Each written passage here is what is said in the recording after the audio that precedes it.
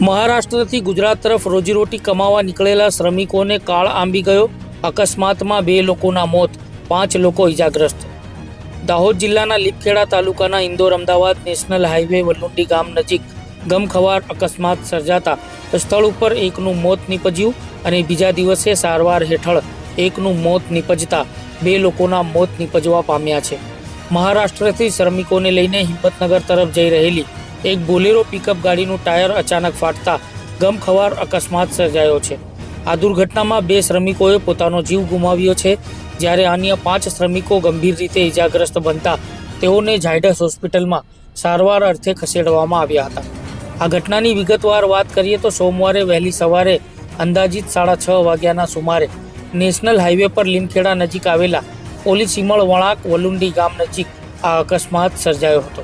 મહારાષ્ટ્રના જલગાંવ જિલ્લાના વાકોદ ગામેથી 6 શ્રમિકો પિકઅપ બોલેરો વાન લઈને હિંમતનગર તરફ મજૂરી કામ માટે જવા માટે નીકળ્યા હતા। ચાલતી ગાડીએ અચાનક ડ્રાઈવર સાઈડનું પાછળનું ટાયર ફાટતા ચાલકે સ્ટીયરિંગ પરથી કાબુ ગુમાવ્યો હતો અને કપાસ ભરેલી બોલેરો પિકઅપ MH01 CR 6650 નંબરની પિકઅપ ગાડી રસ્તાની સાઈડમાં પલટી ખાઈ ગઈ હતી।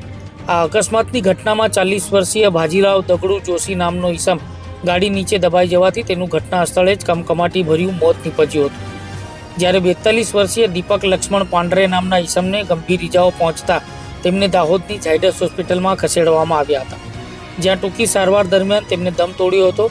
આ અકસ્માતમાં અન્ય શ્રમિકો અને ચાલક સહિત કુલ 5 વ્યક્તિઓને નાની મોટી ઇજાઓ પહોંચી છે, જેમાં શ્રીકૃષ્ણ વાનખેડે, દીપક દેઠે અને ઇકબાલ તડવીનો સમાવેશ થાય છે। તમામ ઇજાગ્રસ્તોને 108 એમ્બ્યુલન્સ મારફતે તાત્કાલિક દાહોદની ઝાયડસ હોસ્પિટલ ખાતે સારવાર અર્થે ખસેડવામાં આવ્યા હતા। શ્રમિકો રોજીરોટી કમાવા માટે વતન છોડી નીકળ્યા હતા, પરંતુ માર્ગમાં જ કાળ ઘટી જતા પરિવારમાં માતમ છવાઈ ગયો છે। લીમખેડા પોલીસે આ મામલે અકસ્માત અંગે મોતનો ગુનો નોંધી આગળની કાયદેસરની કાર્યવાહી હાથ ધરી છે।